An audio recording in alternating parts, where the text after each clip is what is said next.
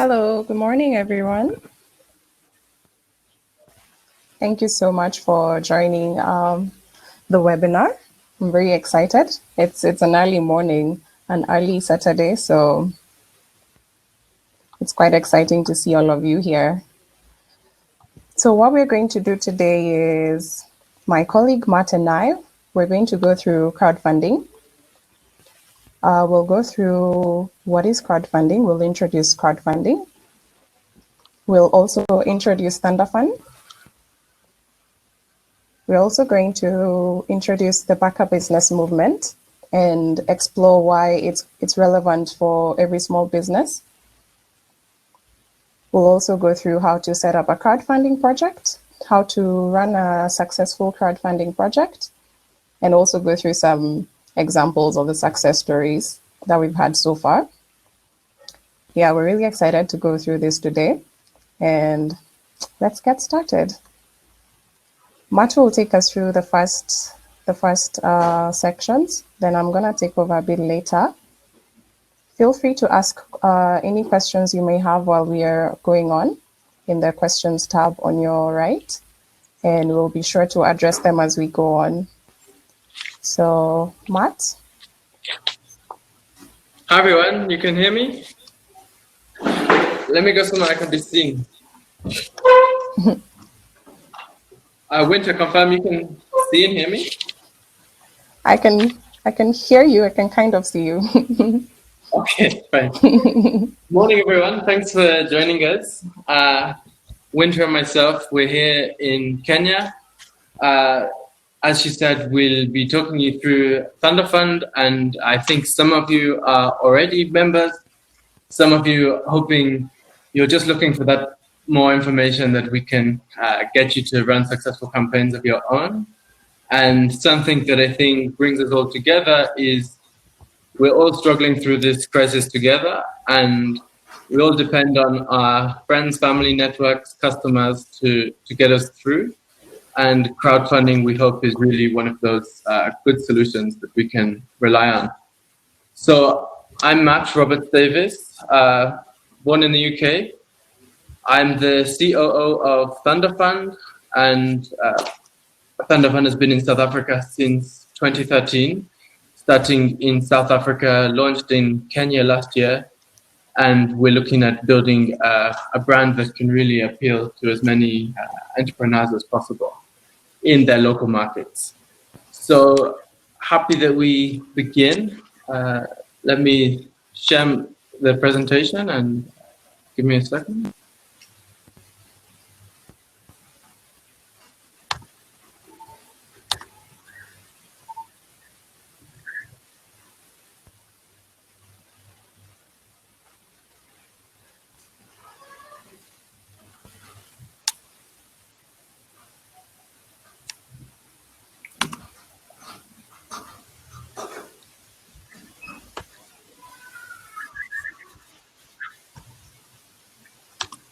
Not yet.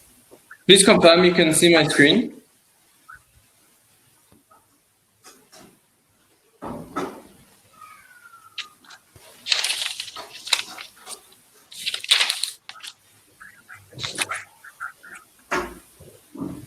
Yeah.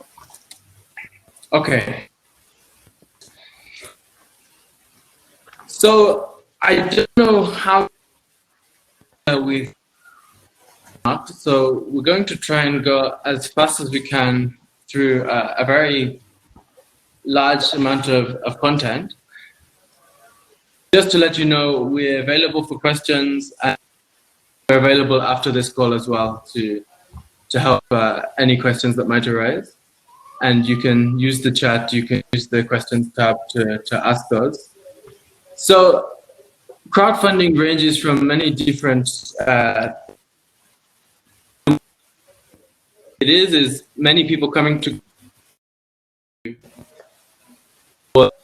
something they care about.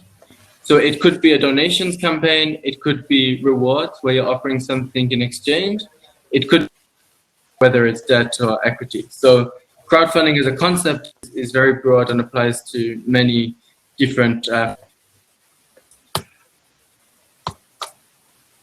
If you look at the global statistics, really boomed in the Western world with 17 and almost $7 billion in Europe, America. So we've seen this growth happen in the last 10 years. If you compare funding, VC funding, crowdfunding has actually accelerated much faster and in fact overtaken. Really an alternative finance method that's being used globally. And now when we look at the African continent, it's still very much in infancy stages, many yet become accessible funding. And so that's why we're tailor-making solutions to each different country to look for those various solutions that's going to reach the $2.5 billion market that's predicted by.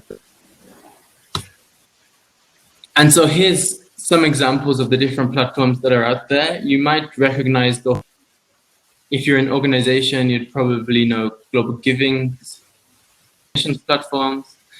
In terms of rewards, you might have heard of Kickstarter or Indiegogo.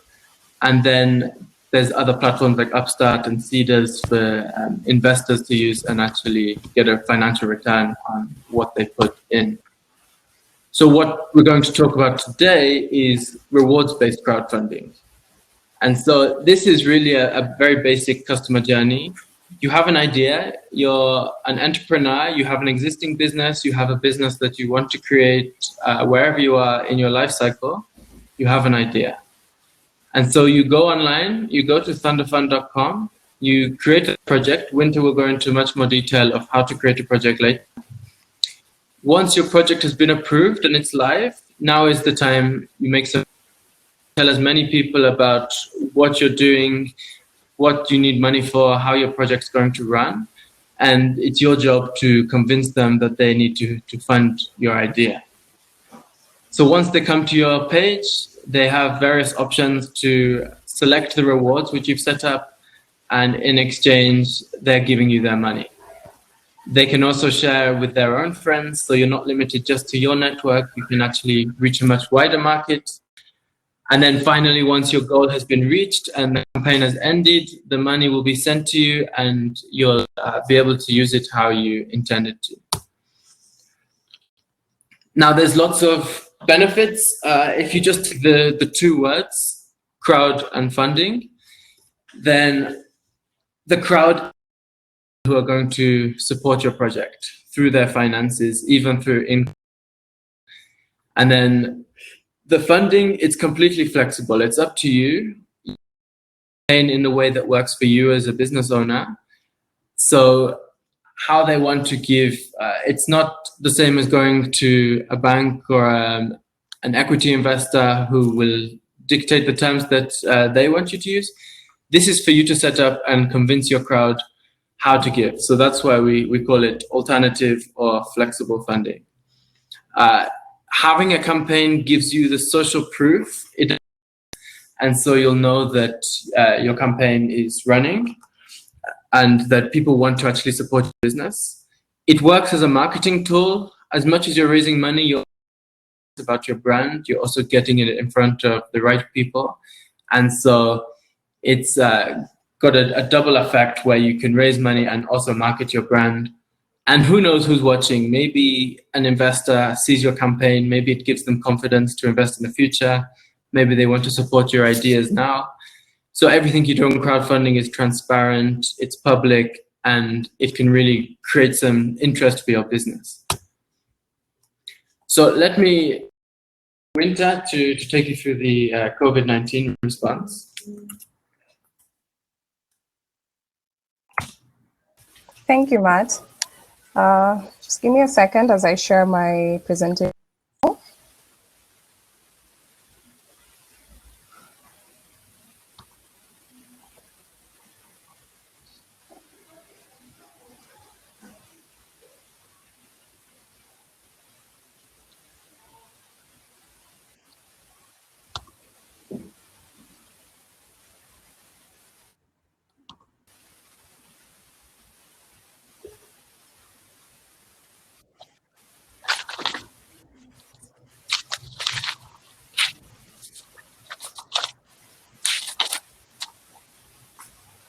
Are you able to see my screen?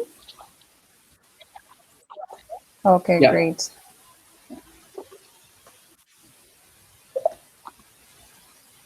Fantastic. So we've seen it's been a tough time for many businesses over the last couple of months. We can all agree to that. And we have seen several different businesses take different approaches to kind of surviving through this. And one thing that we have seen is crowdfunding has really taken the lead in this quest for survival. And we can see why, because it's a great tool. As you are as you are aware, most institutions that would normally be able to support small businesses are kind of overwhelmed right now. So people are left to turn to their customers and their families, and that's basically what crowdfunding is. You turn to the people around you for support for your project.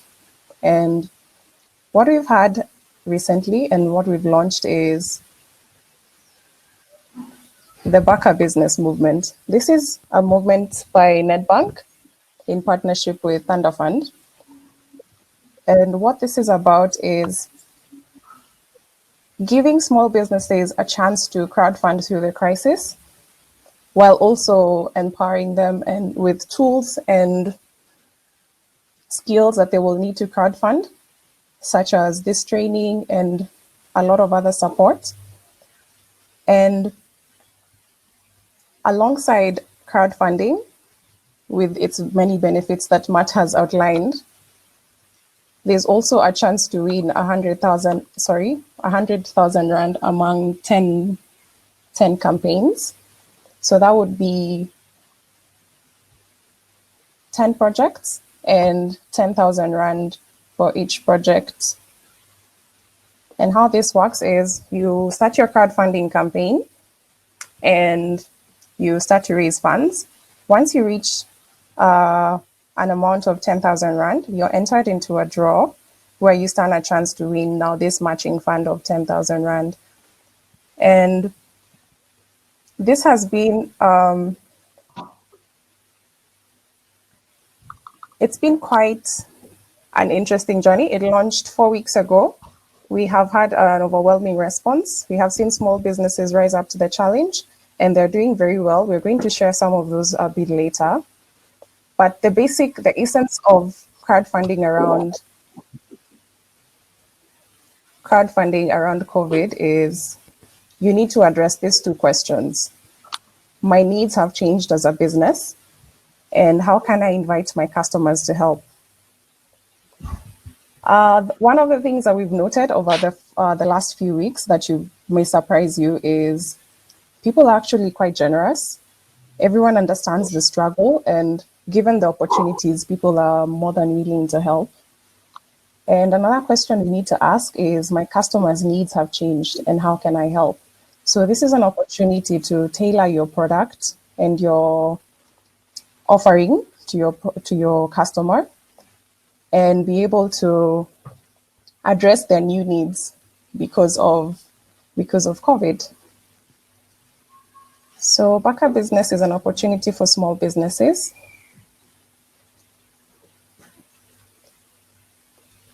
An opportunity to invite your existing customers to buy vouchers and buy rewards right now that they can redeem later.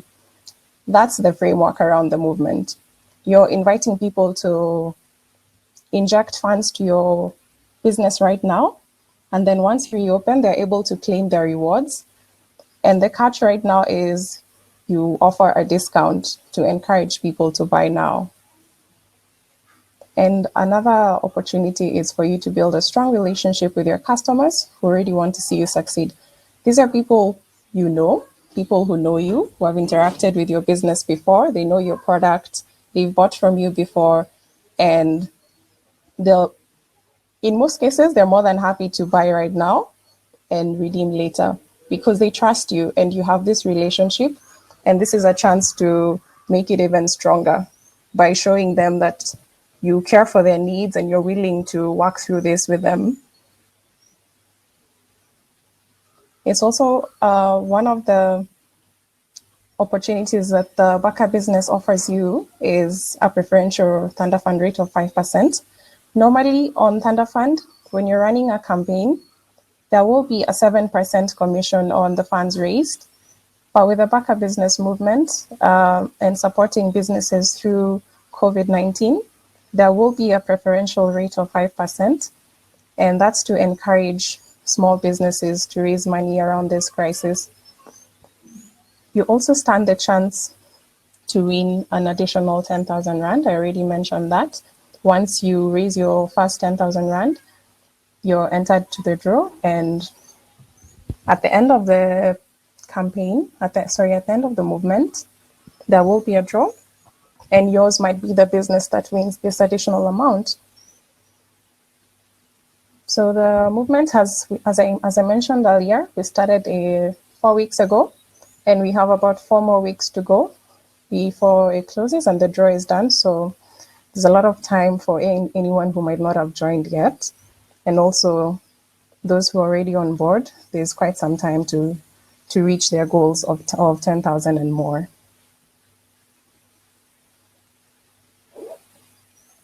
So the Baka business is also an opportunity for customers. For customers to support their favorite small businesses. As I mentioned earlier, people are very willing to give right now. It's a tough time. They might not have much to give, but when there is a worthy cause, we're seeing people coming together and rallying around causes that are close to them. It's also an opportunity for them to purchase products that they already love.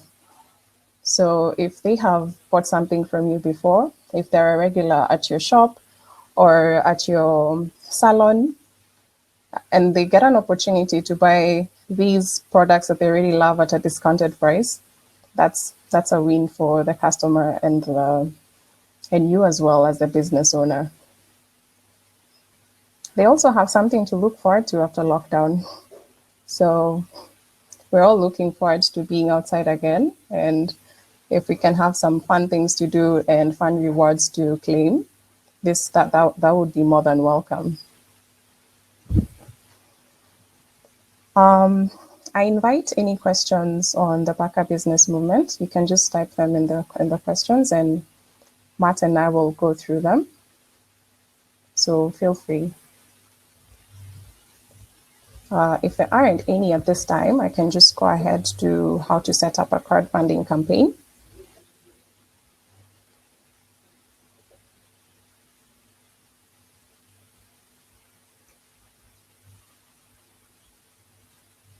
I see a comment from Mancha. Mancha is one of the project creators. We're running a campaign with Baka Business. Matt will go ahead and look at that.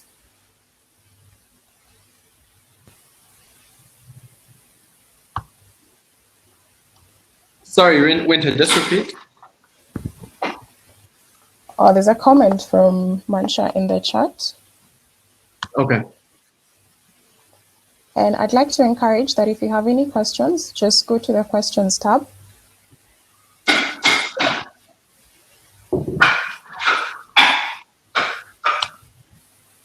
Okay, I see a question from Melissa. We'll get to that.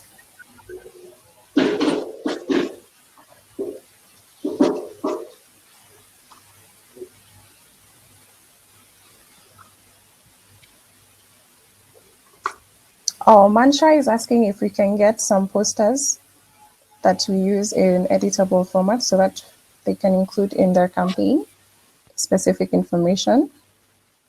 Okay. Thanks for the suggestion. I'll have the Simply Biz team look at this, and they can give us suggestions as to how we can go on about this. Melissa, your question, can NPOs join the Baka business movement? You can join the Baka business movement if you have a cause, you want to raise money for something, and you have a significant following that you can reach out to. So if you have a network that you know that can support your cause, you're welcome to join.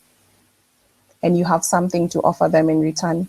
You need to be able to give something in return for the people's contribution. Melissa, I hope your question is answered.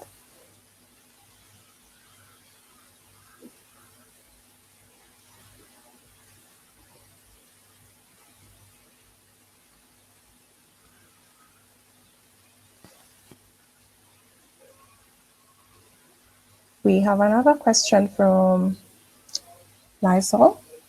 Hope I said your name right. Do you need a formal business with a registration number to be part of this? I have an aftercare and it isn't formally registered. Not necessarily. If you have a business that's running, you have customers already that are already purchasing your product and your services, you are welcome to join because you already have the following and you already have the market for your product and you have a crowd and yes, you have a crowd that can support you. So Lysol, you're welcome to join the Backup Business Movement.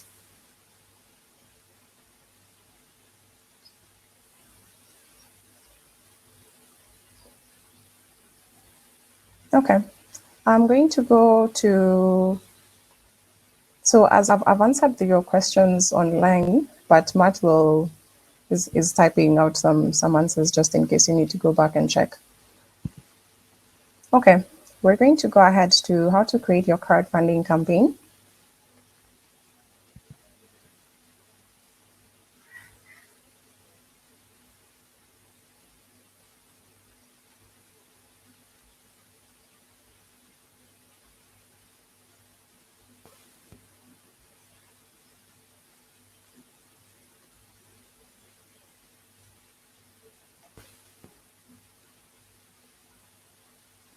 Sorry, just give me a second.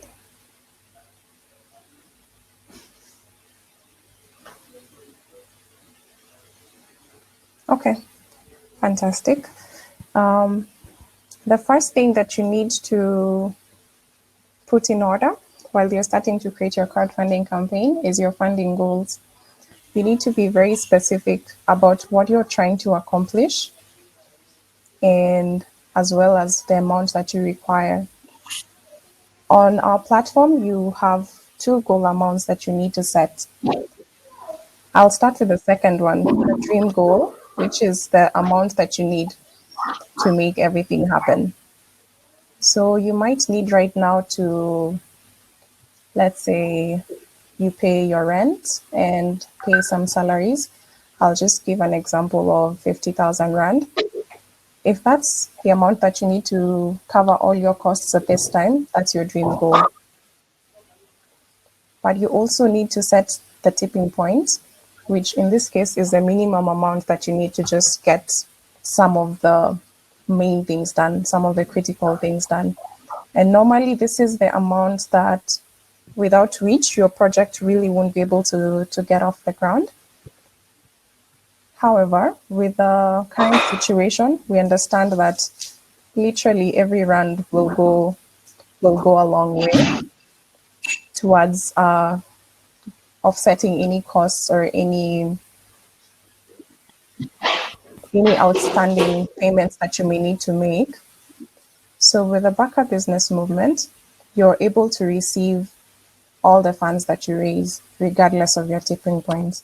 But normally, if you do not reach your tipping point, all the funds are returned to the backers.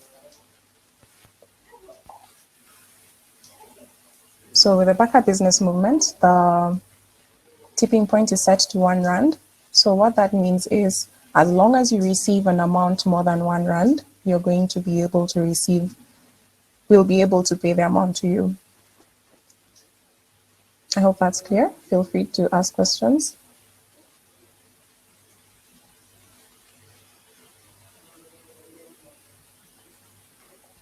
A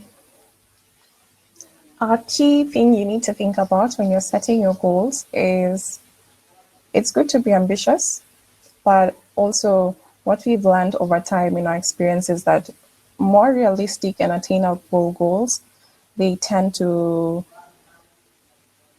they have a higher rate of success, because one of the reasons that people give is because they know that their contribution makes a difference. And if someone only has 1,000 rand to give to your project, but your goal is 1,000,000 rand, they may have a sense of their project is, their contribution is not going to make a difference in your project. So what you need to do is assess your network. You know your customers, you know your family, you know your friends, you know the amount, the average amount that they would be able to give to your project, and set your goal around that amount in such a way that it looks attainable.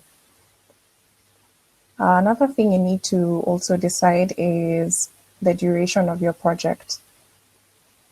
On our platform on Thundafund, we offer 30 days, 45 days, and 60 days.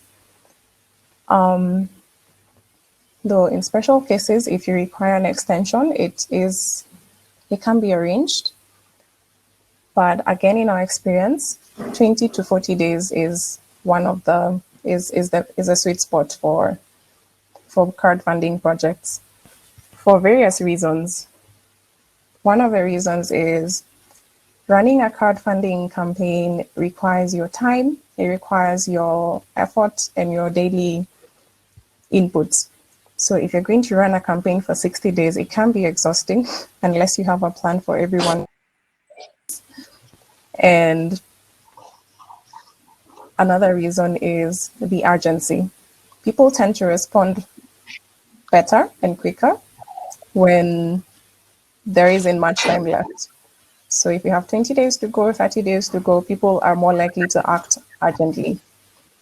So that's something to bear in mind when you're raising your funds. Another thing I should mention is if you have a big goal, it's okay. It's okay to have big goals, but you're also allowed to break down your project into phases. So if you had a goal of, let's say, 300,000 rand, that's the amount that you want to raise for your project. You are allowed to do it in phases so that you run separate campaigns for every phase. So you can divide it into 3, and then you'll have the first phase where you raise 100,000 rand, then the second phase where you do the same, and the third phase the same. And I can give the example of right now during COVID. So you want to raise that 300,000 rand to cover some costs over the next, let's say, 3 months. You can break it down into your first campaign that you will run. You will raise 100,000. And normally, when a campaign is successful and the project creator runs a subsequent campaign, you have already gained trust and demonstrated that you're able to do this in the first campaign. So people are more likely to respond to that in the next project, and even if you do a subsequent one, a third one. So that's something to consider if you do have a big goal that you do need to meet, so that you do not shock your backers with a massive goal. You're allowed to run your project in phases. I'm just going to check if there are any questions on that, on your goals. Okay, no questions for now. Then we're going to move on to your campaign rewards. So as Mark mentioned earlier, ours is a reward-based crowdfunding platform. So you're required to give people rewards for every contribution that they make. And rewards are some of the powerful tools for any crowdfunding projects, because people give for different reasons. And another reason why people give is what is in it for them. This is a question we all ask, whether we like to admit it or not.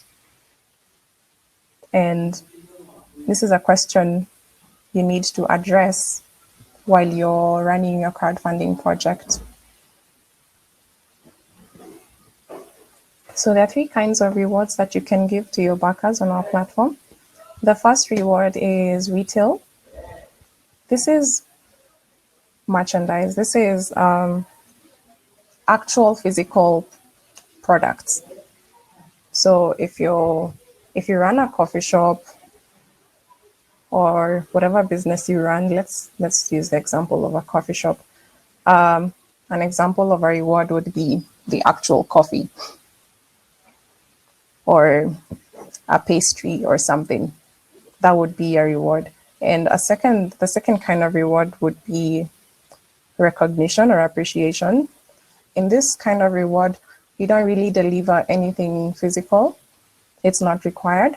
So what you would offer would be something like a social media shout out or any form of acknowledgement, like a certificate, a digital certificate, or if you're opening a space, you could open up a wall of fame where you have a list of people who have contributed to your project so far. And that's an example of a reward, being featured on the wall of fame. This is a great reward to offer,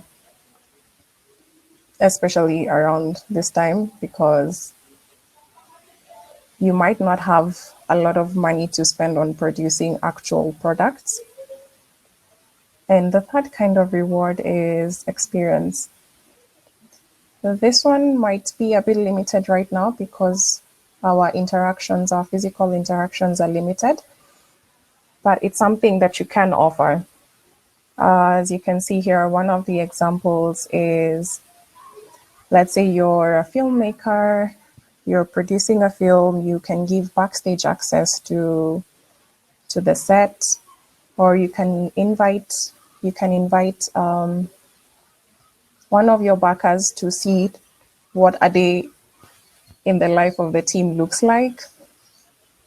And right now we have so many virtual tools. It could be something that you can explore and have a virtual meeting with your backers if that's something you think they would be interested in. And when you're thinking of your rewards, you have to think about who you're targeting, your target market, and what would interest them. So would it be an actual item, a t-shirt, a mug, a cup of coffee? Would it be appreciation in the form of a thank you email? Or would it be an experience, something they'd like to do with you? You don't have to pick one. You're encouraged to explore a mix of all of them, just to make sure you have more people included in your reward setup. I'm seeing there's a question. No, not really. Okay.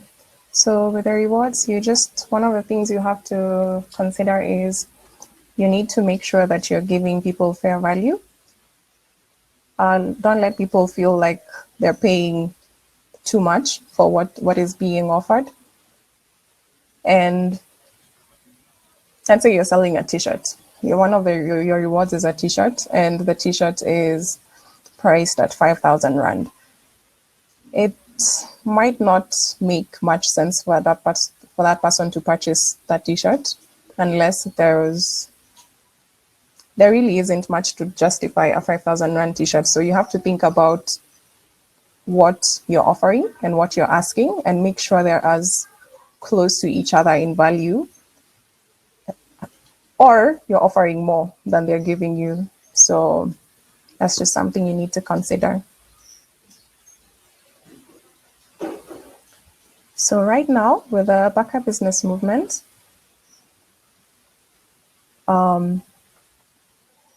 we're encouraging vouchers.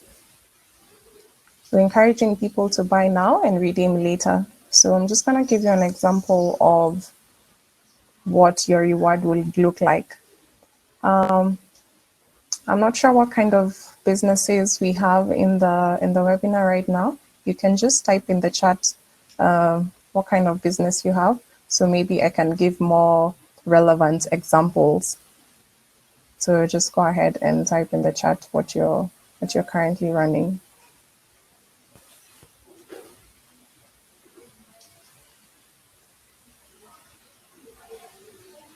Okay. ICT, book sales, speaking and coaching.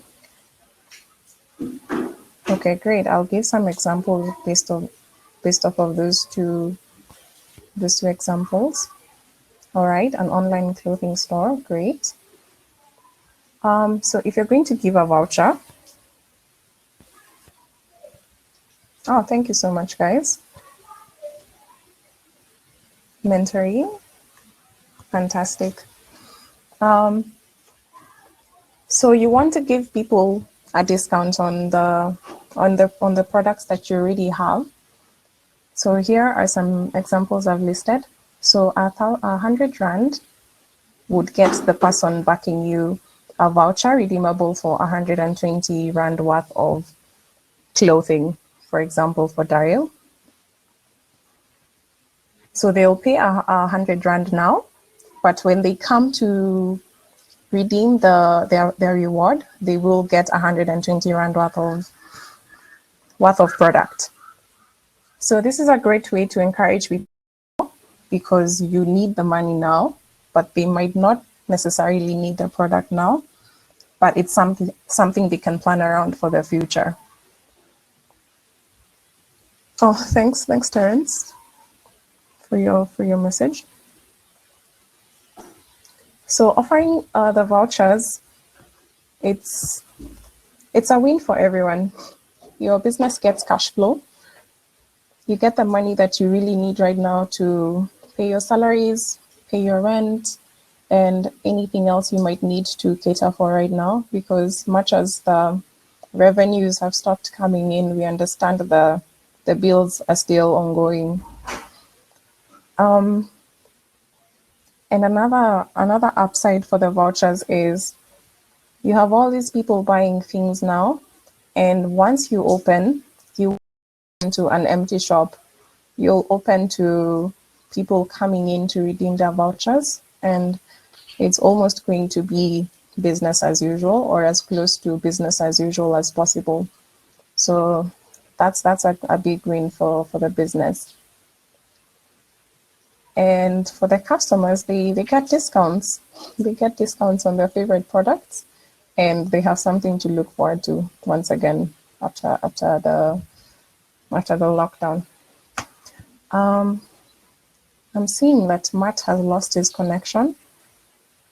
Just allow me to check with him very briefly, and I will return just to see if everything's fine.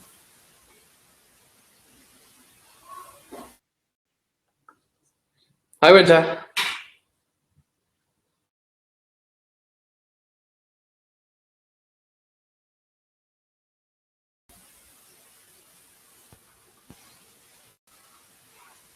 Hey, Matt.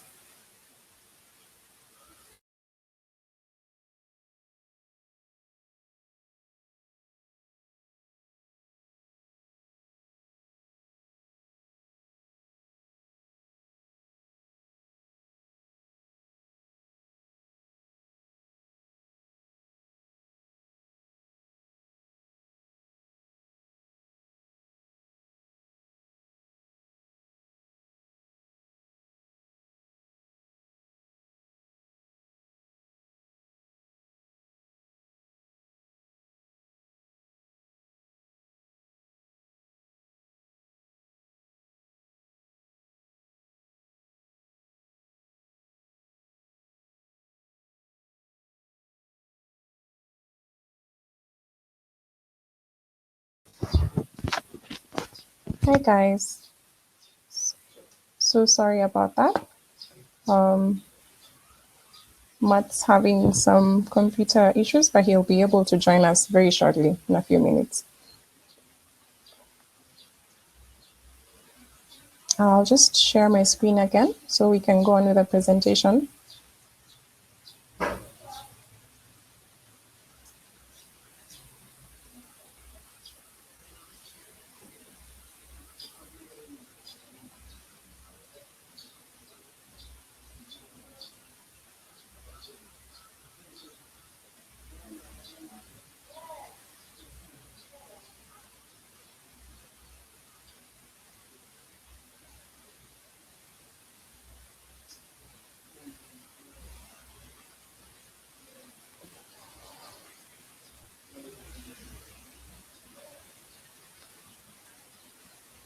Just give me a second.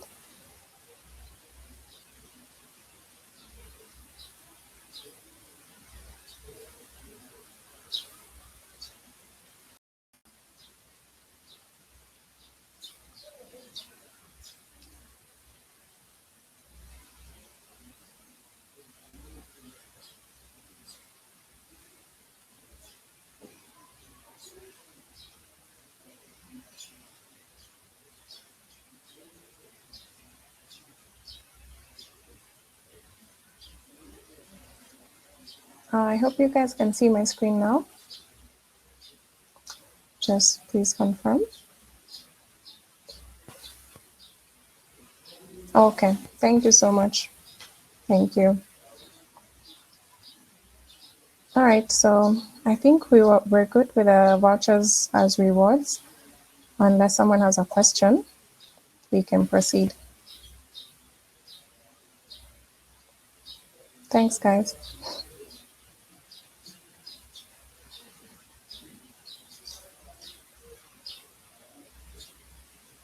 Okay, let's go ahead.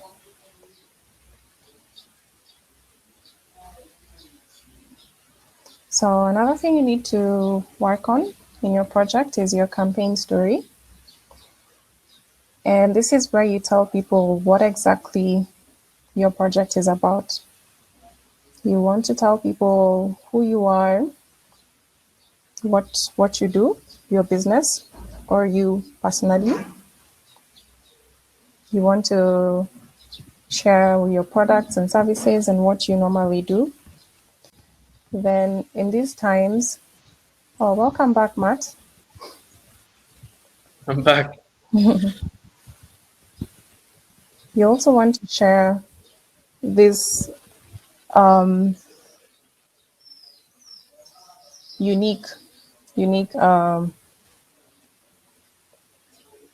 deal, because at this time, normally you would just need to share with people who you are, what you do, and what your campaign is about. But now you have to tell people, since your project is mostly around surviving the crisis and raising money to just keep things going during COVID, you want to have a section dedicated to telling people why you need their help and how your survival depends on their contribution. Then you also want to tell people what is in it for them. You want to tell them about the vouchers, how they benefit from this. You want to tell them a bit about the rewards. You don't have to list every single reward there, but you just need to let people know that there is this they stand to gain something from from supporting your project. You also need to clearly state your funding goals. As we went through earlier, you need to mention your tipping point and your dream goal and what you will be able to achieve with each of these amounts. So people give more when they have a clear idea of where their money is going, where exactly their money is going. So this is not something you want to be vague or ambiguous about. You want to be very specific. You want to say, if I raise 20,000 Rand, I'll be able to pay my rent and I'll be able to pay my electricity bill. And if I raise 40,000 Rand, I'll be able to pay the salary of X number of employees or one employee. So that way, someone knows exactly where their money is going and they know what kind of a difference they're making. Then you also want to thank people in your story. So your story comes in two parts in the crowdfunding project. It will come in the form of a video, which you'll be required to create, and also an actual story where you write these points down and fill them out. In the video, you just want to say just the same things, but very briefly, in about 90 seconds to 3 minutes max. And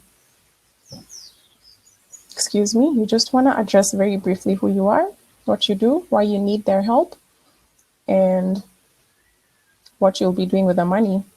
The video can be done on your phone. Mm, You don't have to get any special equipment and experts to do your video. It's something you can do very simply. Um, that's it for the story. It's quite simple. And the other thing you need to look into is your campaign team. Successful crowdfunding is mostly a team effort for the most part. We actually find that crowdfunding campaigns with teams behind them, there is up to 38% more than solo campaigns. And we're not quite sure why. Could be for two reasons. It could be perhaps when you run things with a team, you get more done and you get it done better. And it could also be a trust factor that when somebody is backing your campaign, they look at your project and they're like, they have more trust with a campaign that has been run by a team as opposed to a campaign that looks like it's been run by one person. We really can't tell. But what we do know for sure is things work better and faster and more efficiently if you assign specific tasks to specific members of your team. So if you already have a team in your company, maybe you're 4 or 2 or 10, you can just assign specific tasks of the crowdfunding campaign to each member of the team. And you even find that things move a lot faster because you get a lot done at the same time as opposed to doing one task at a time.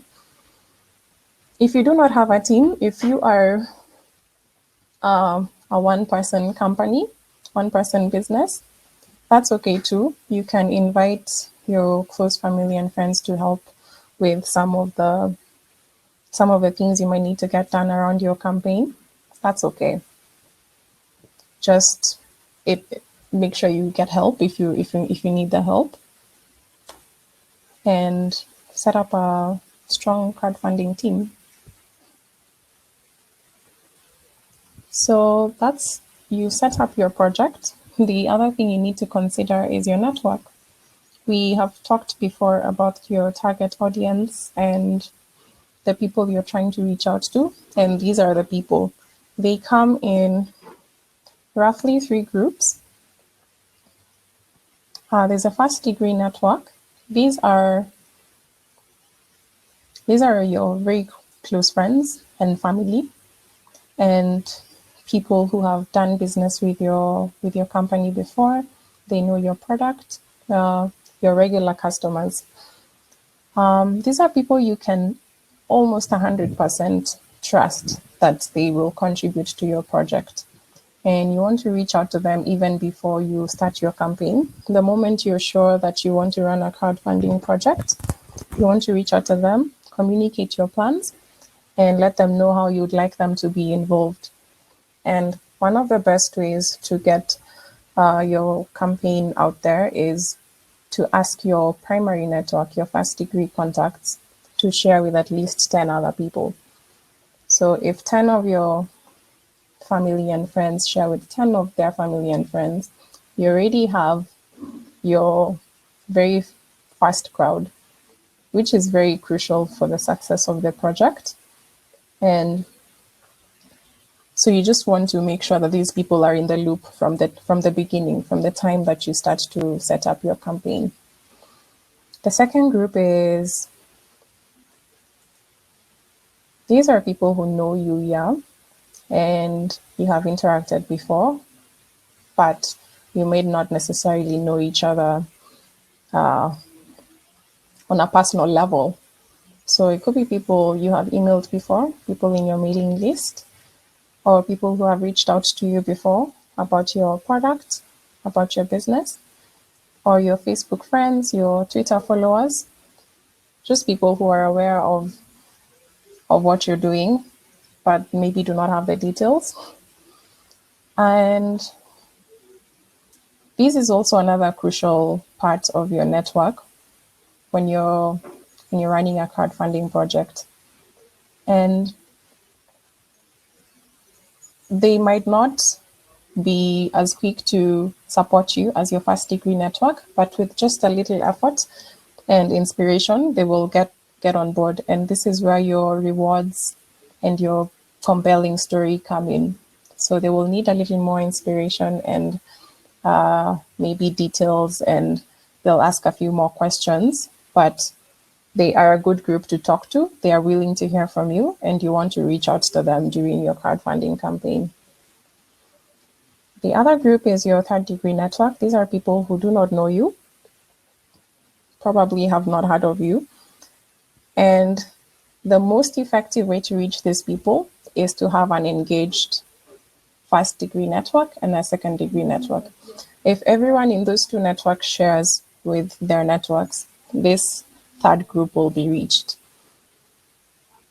So just look at the people that you know, the people in your contact lists, the people who reached out to your business, and just categorize them into these three groups and reach out to them.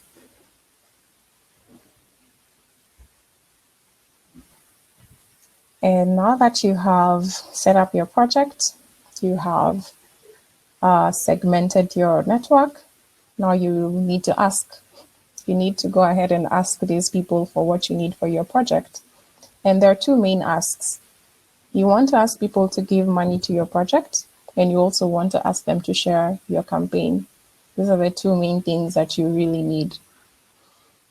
And asking for money is definitely the single most important part of your campaign, and probably the single most intimidating and sometimes difficult part. But what you need to remember is you're not just asking people for their money, you are giving something in return. You're giving value for their money. So you're just approaching someone and telling them, this is what I'm doing, this is what I'm trying to accomplish, here's what I need, and here's what I will give you in return. So you are giving them something, and you need to view it as a trade, and you're not really asking for a donation. When you view it this way, you're more confident to approach people because you know you're giving them something of value in return. And again, we come back to the rewards and the story. Asking is a lot easier when you have attractive rewards because you might find somebody that doesn't really need your product, sorry, doesn't really know you or know your business, but they have seen something in your rewards that they would like to purchase. So having really attractive rewards will get those people that might have been difficult to ask money from, because now you have something to offer them. And in the story, the decision to donate or purchase is mostly driven by emotions, and storytelling is one of the best ways to engage someone's emotions. So what this means is, in your story, it should be clear to the person why they want to be a part of this. You need to be very compelling with that point. You need to inspire confidence in them. They need to see that this is something I cannot afford to miss out on. So tell your story in a way that inspires people to want to be a part of your campaign. Then the other thing you need to ask people is to share your campaign. You need as many eyes on your project, as many ears. So when people spread your campaign to their network, even if they're not able to contribute money to your campaign, sharing your campaign probably has an equal value to your project. I think Matt mentioned earlier that when we're crowdfunding, we tend to focus on the funding, but a lot of the value of crowdfunding comes from the crowd. The more people see your product, the more brand awareness you get, the more people know about you, the more people are likely to purchase from you. So if somebody cannot give to your campaign, you can encourage them to share your campaign to their friends, their family, or just their social media.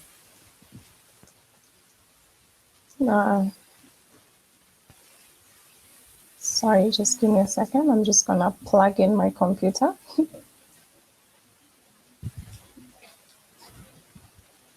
While Winter's doing that, let me just pose to you three questions.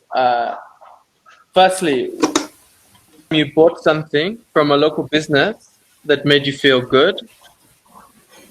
When was the last time you donated to a cause? And how did that make you feel? And finally, what was your reaction last time you were approached by somebody begging for money? So I want you to think about your feelings in each of the three cases and understand that it's no different for you when you approach people offering something of value, you're not begging from them, and you want them to feel that joy in supporting your business, in the rewards that you're offering. So just something to think about as you prepare your campaign. Okay, Winter, I think you're ready. Thanks, Matt.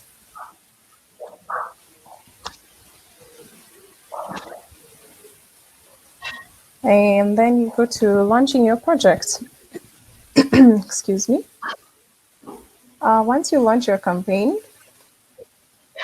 the first hours and the first days are likely to define how your campaign will proceed. And this is because people don't like to be part of a campaign that has raised zero funds. People like to be part of success, and you need to be able to demonstrate the inevitability of success in your campaign. And the best way to do this is by preparing your network. You can see how all these things are building and how each step contributes to the next. So if you have prepared your network beforehand, you've spoken to them, they know that you're about to crowdfund. So once you go live, they will be ready to fund you. And we find that campaigns that can raise about 30% of their goal within the first week or so are more likely to succeed. So if your family and friends, they come in and contribute as soon as you go live, when strangers and other people who do not really know your campaign, they visit your page and see that you're 30% funded, they're more likely to want to be a part of that. So a big part of the success of your campaign is in the preparation and who knows when you go live. You want to inform them in advance so that you build this early momentum that is critical for the success of your campaign. And this is not to say that if you do not raise the first 30% in the first week, that your campaign will not succeed. You can just make the same efforts during your campaign and you will see results. You just need to reach out to people, let them know what you're doing. It might take a little longer than it would have, but you can still succeed.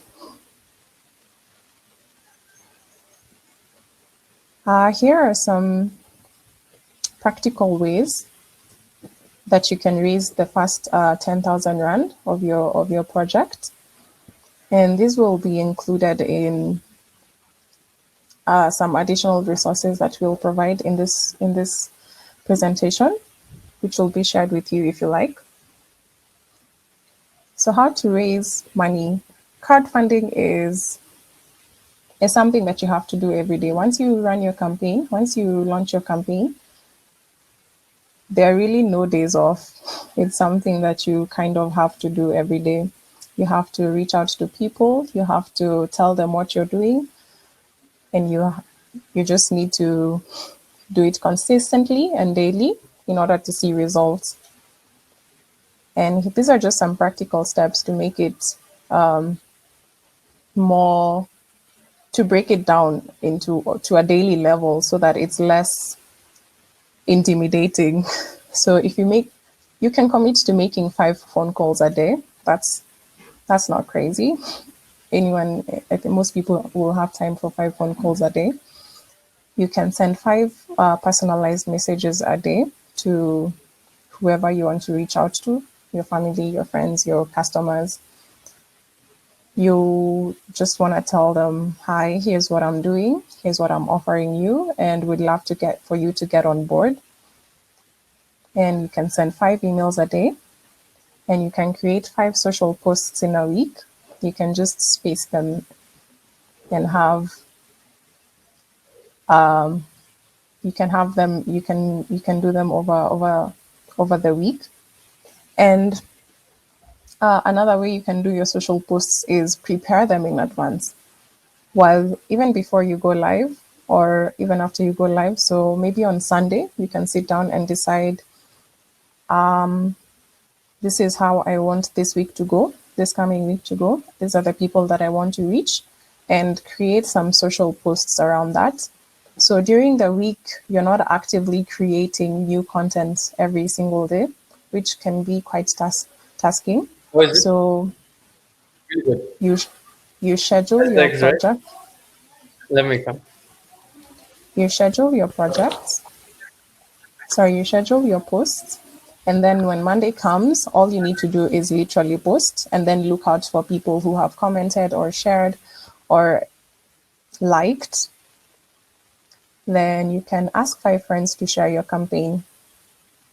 That's not too crazy, right? So, and you can push for 5 contributions a week.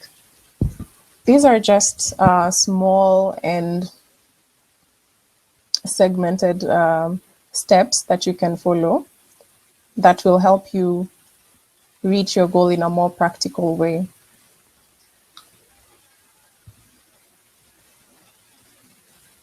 And probably one of the most important things in crowdfunding, you want to ensure that, fine, you've reached out to all these people, you need to come back to them with updates, and you need to come back to them with appreciation.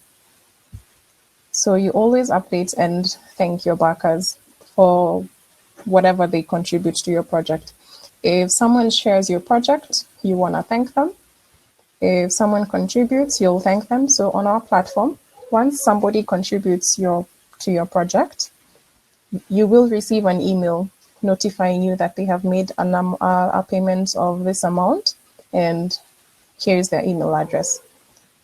So the reason we do that is because we want you to reach out to your backers. You want, once they pay, you want to tell them that, thank you, I have received your amount, your X amount of contribution to my project, and thank you so much. Then after that, you want to also make sure you're giving updates.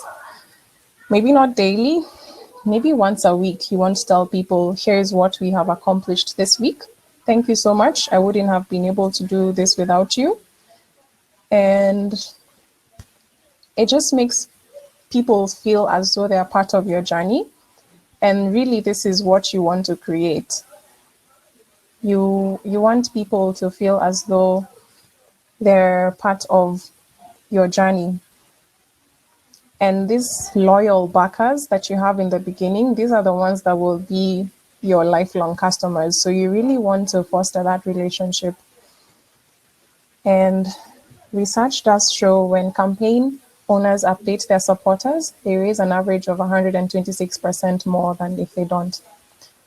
That's a huge number, and you want to take advantage of that, because it really doesn't take that much to just post an update. You just need to tell people what you've done so far and thank them for that. Yeah. Campaign owners raise an average 3 times more if they update their supporters every 5 days. And that's only, excuse me, that's only every 5 days. So it's not something that you have to do literally every other day. It's just, you just need to be intentional about it and make your backers feel involved. So I'll just go over some common mistakes with crowdfunding. You may have picked this up as we've gone along. But one of the main ones, and we get people saying this after they've run a campaign that did not succeed, is a lot of people, project creators, will say they wish they had set a more realistic goal. And people, like we said earlier, people contribute when they believe their contribution makes a difference. And you want to have a goal that makes them feel that way. So when you're setting your goals, look at your network, see how much they can realistically contribute to your project, and set your goals in relation to that. Another mistake is not preparing your first degree network before the launch. These are your family and friends, and maybe your loyal customers. So when you go live, like you said earlier, you want to ensure that you have a significant number of followers waiting to just fund your campaign as soon as you go live. And this will create the initial momentum that will drive the rest of the project. So that's something you really want to ensure gets done while you're preparing for your campaign.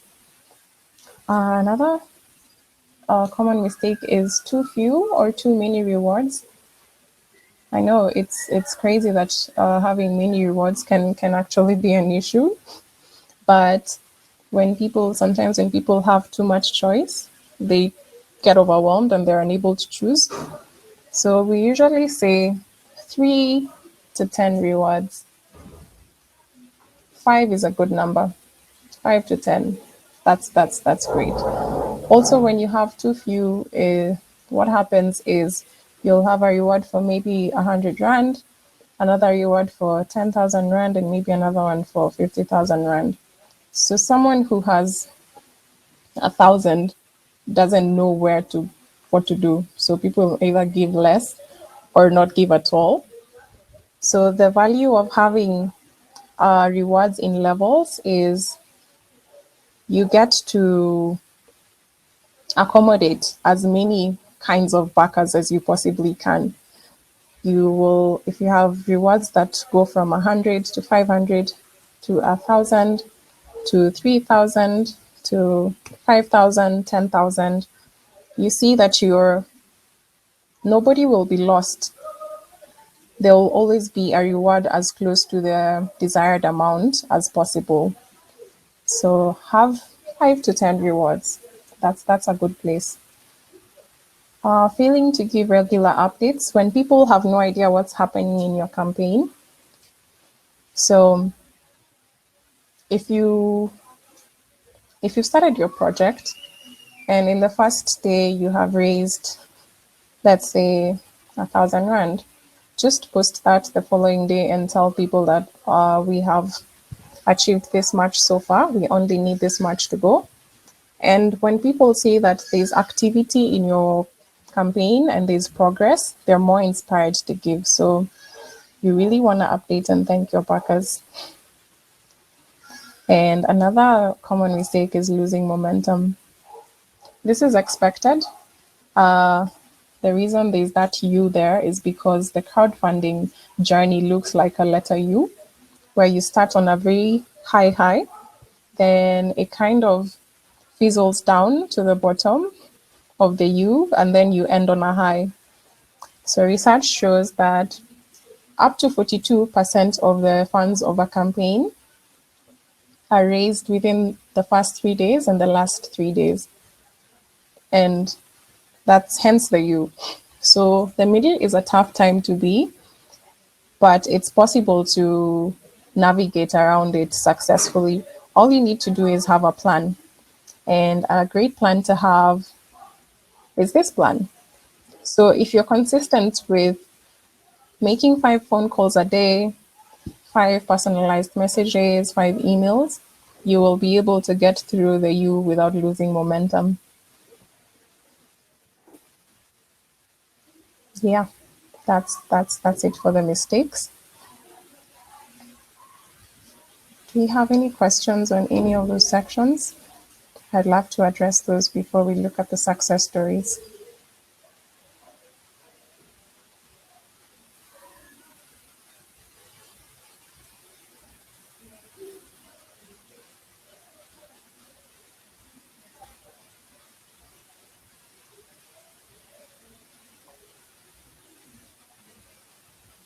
Waiting for questions.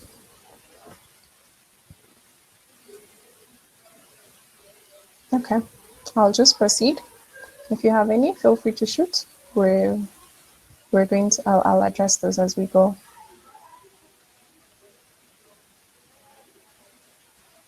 Okay, so we're just going to look at some campaigns that have done really well since Baka Business began.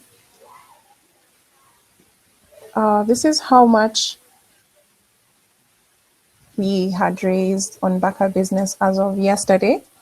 The figures have definitely increased today. And this is over the last 4 weeks. So you can see there's some businesses that are really working hard towards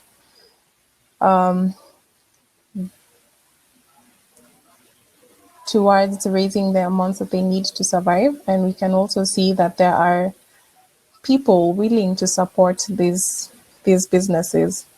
So there is no question about that. There are people who are willing to give if we give them a cause worth giving to. So this is one of the projects that's done quite well in the last few weeks. This is a spa run by two ladies, and they are raising funds to just cover some costs during the campaign, during the COVID period until they're able to reopen. So what they've been doing, they're offering their services at a discounted price, and people are able to redeem those vouchers at the end of the campaign for the services that they were already providing. So they've managed to raise 16,000 Rand in about 3 weeks. Yeah, in about 3 weeks. And it's just great to see that people are willing to purchase in advance to support a business that they love.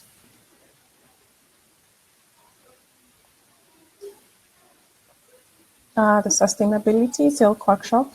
The sustainability of the silk workshop is a project that's also running to support the business during COVID.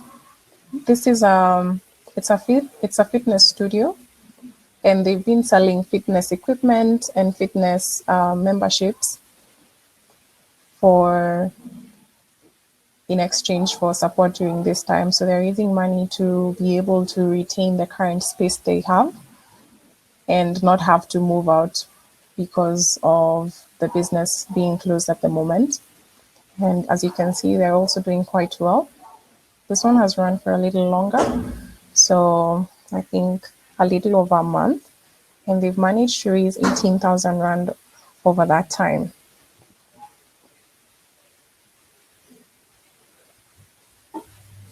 You can see more. I'm going to share this presentation with you, and you'll be able to see more about these projects in the link provided at the bottom.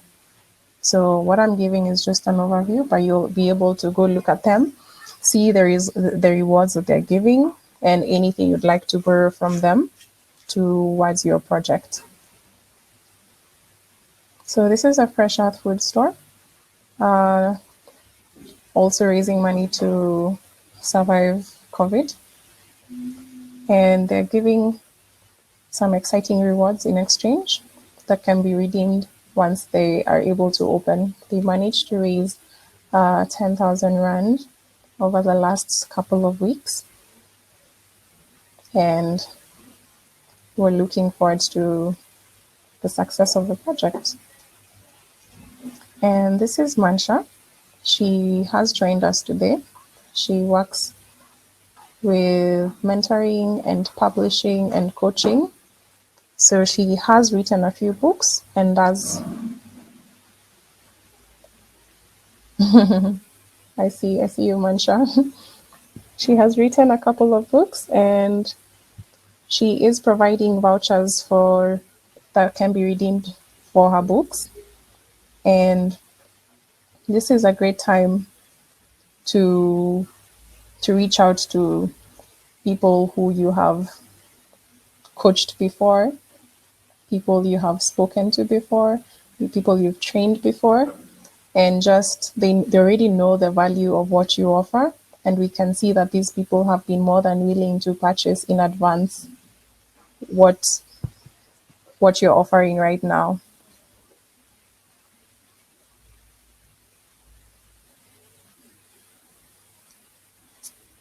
Um, there's another campaign. It's called Backup Pony,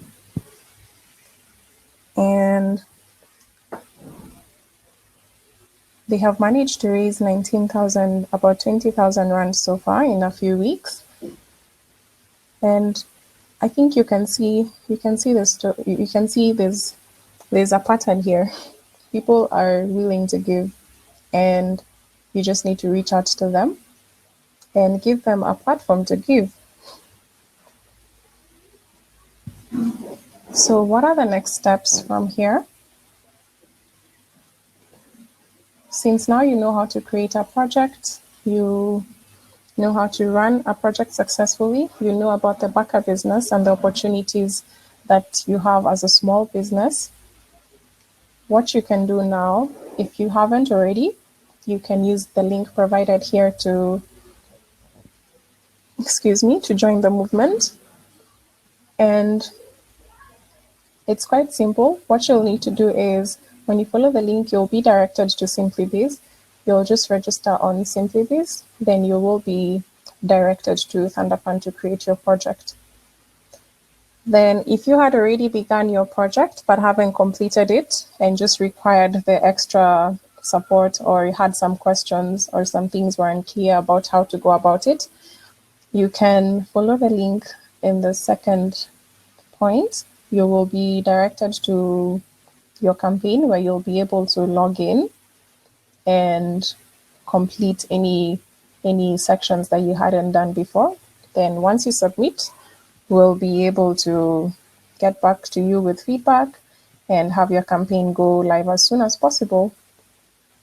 Then there's also some additional resources that we've added. These are mainly around how to run a project successfully. So feel free to use this and apply them to your campaign. And good luck.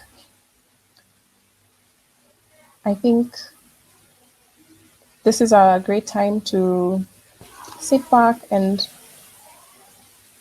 look at what you have to offer right now.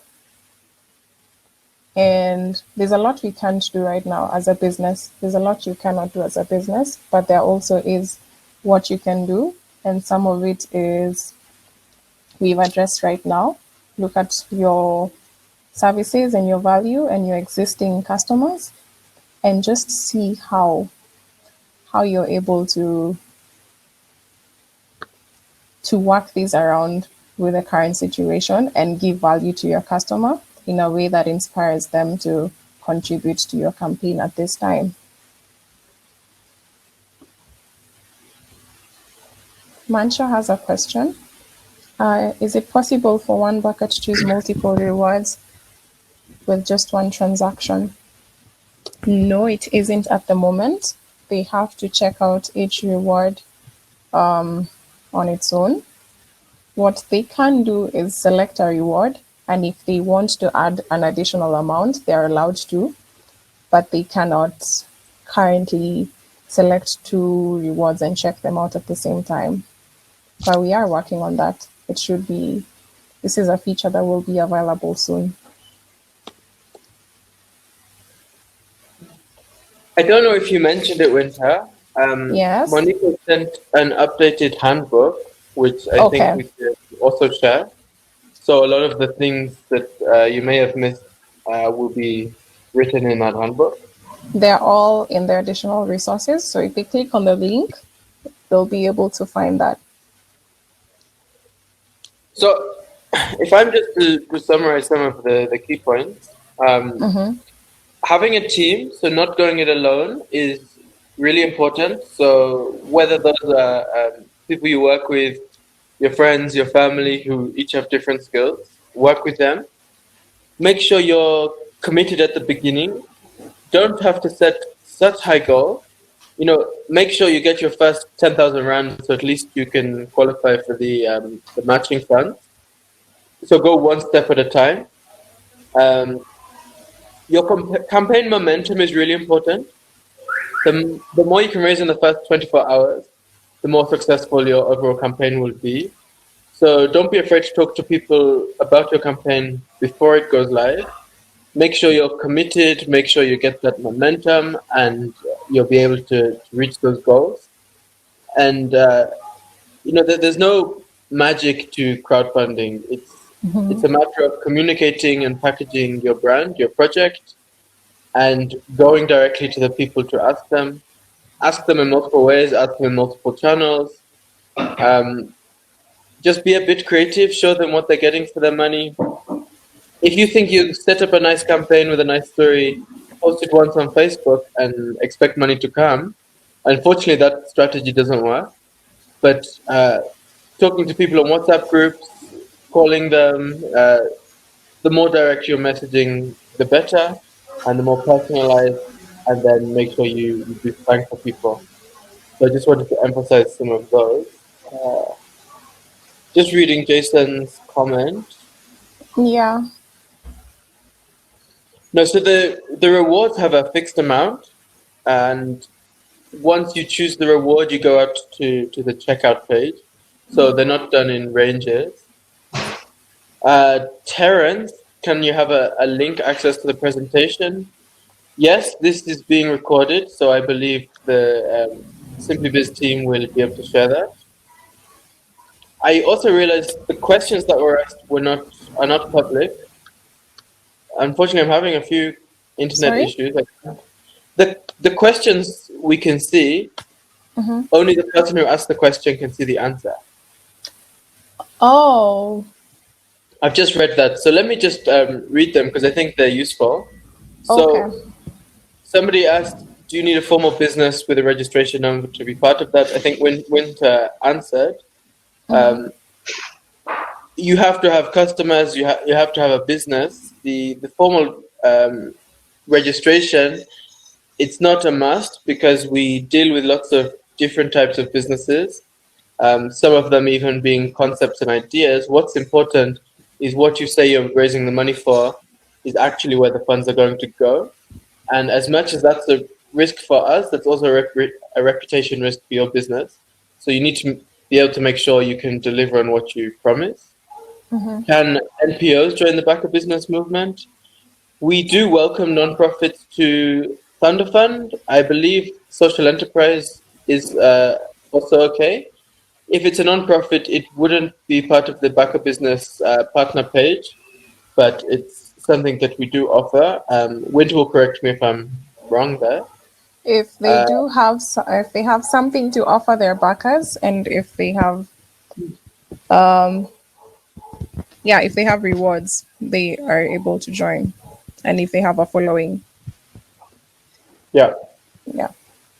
Then, is it possible to have a campaign where customers or the public can donate for someone else to attend a workshop and in return receive a voucher for another attendee for free? The rewards are completely set up by you. If that's something you as business owner are willing to offer, yes, it can be a good idea. Particularly things that if somebody from overseas wants to contribute, they may not be able to collect a reward. So it's very much okay to offer that to somebody else. Mansha is asking if posting on Facebook or paying for ads helps with crowdfunding. It could help reach some of your third degree network, the people who do not know you. But in our experience, the best kind of outreach is the personalized kind. If you reach somebody with a personalized message or email or phone call, they're more likely to respond to your request to contribute to their campaign, as opposed to a general post to no one in particular.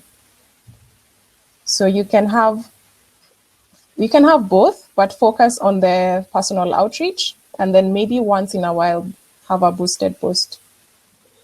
Yeah, and I'll add to that. When a brand posts on Facebook, Facebook's not very friendly towards businesses. so they almost force you to boost if you want to get attention. Posting as an individual is much more likely to be seen. So I generally say posting as brands, it's a good idea to boost. It doesn't have to be expensive. It doesn't necessarily convert straight away into cash, although the more momentum your campaign has, the more likely it is. Uh, but it will help to also market your business. So I think there's definitely benefits to boosting. But as I say, a personal page is good for organic. A business page is more forced to do boosting. For Liesel, regarding your school, I think what you can take that up with Winter after this call for specific campaign needs. Oh, I'm gonna share my contacts there. If you have any questions after the session, you'll feel free to call me or email me or send me a WhatsApp message.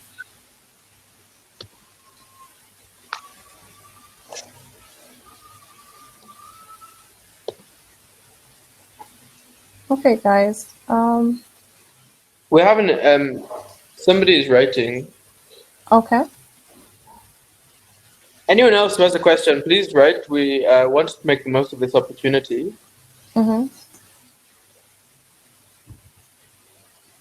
And also, we're interested in your business. We want to see what we can do to better support you. So please don't be afraid to give suggestions as well.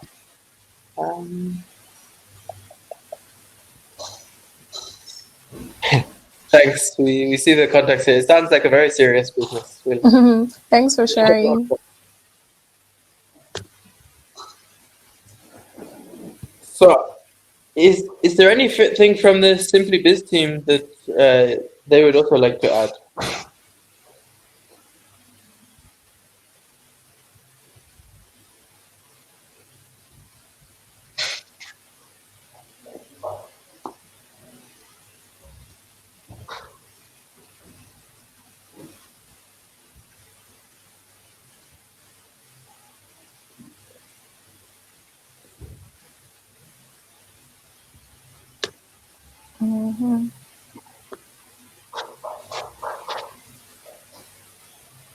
Okay, so I think we can end it here. We'll answer whether you can advertise on their biz on Simply Biz. They'll follow up with you. But what I encourage all of you who are business owners or raising money in any way, just go ahead, register, have a look at creating a campaign. You're not committed to anything. You don't have to go live. You can just experiment if you want. And then give it a try, give us a shout out, and we'll help you in any way we can. Yeah. See a message from Simply Biz. Oh, Great. thank you. It's been a great session. Thank you for everyone who was able to join.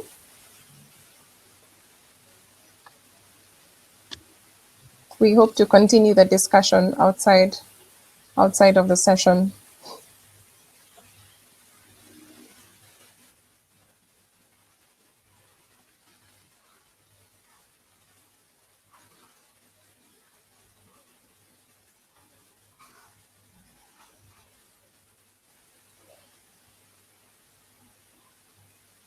All right, guys. I think we're gonna end it here. Enjoy the rest of your weekend, and thank you so much for joining. And feel free to reach out. You have my contacts. We're ready to take this conversation outside of the session.